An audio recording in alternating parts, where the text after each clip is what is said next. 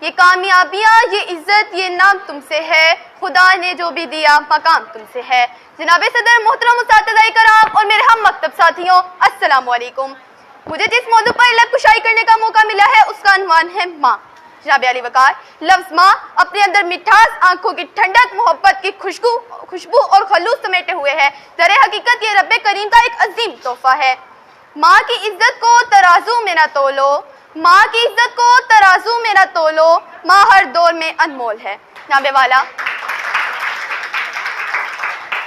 جناب والا، ماں خدا داد نعمت ہے۔ اللہ تعالیٰ نے اس ہستی کو ہماری حفاظت اور تربیت کا ذمہ دیا ہے۔ آج تک کوئی بھی انسان نہیں دیکھا جو ماں سے زیادہ شفیق اور محسن ہو۔ ماں کا رشتہ انتہائی اہم ہے کیونکہ بچے کو جنم دینے سے لے کر پوری زندگی اس کی فکر اور محبت میں گزر جاتی ہے، ہر طرح کی تکلیف کو برداشت کرتی ہے، یہ لیکن اپنی اولاد پر آنچ نہیں آنے دیتی۔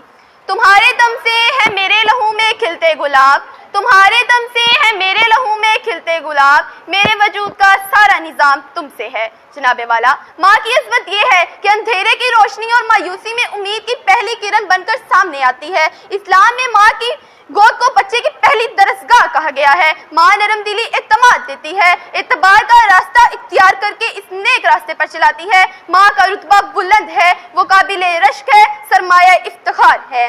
روک لیتا ہے بلاؤں کو وہ اپنے اوپر، روک لیتا ہے وہ بلاؤں کو اپنے اوپر، ماں کا آنچل مجھے جبرائیل کا پر لگتا ہے۔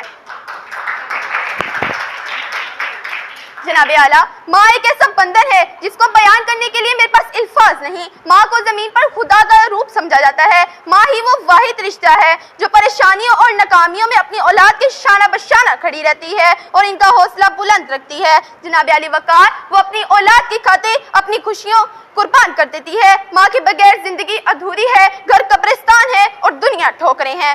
وہ میری بدسلوکی میں بھی مجھے دعا دیتی ہے، وہ میری بدسلوکی میں بھی مجھے دعا دیتی ہے، آغوش میں لے کر سب غم بھلا دیتی ہے۔ آخر میں صرف یہ کہنا چاہوں گی کہ ماں وہ پھول ہے جو زندگی کو مہکا دیتی ہے۔ ماں کا وجود باعث راحت ہے، وفا کی دلیل ہے۔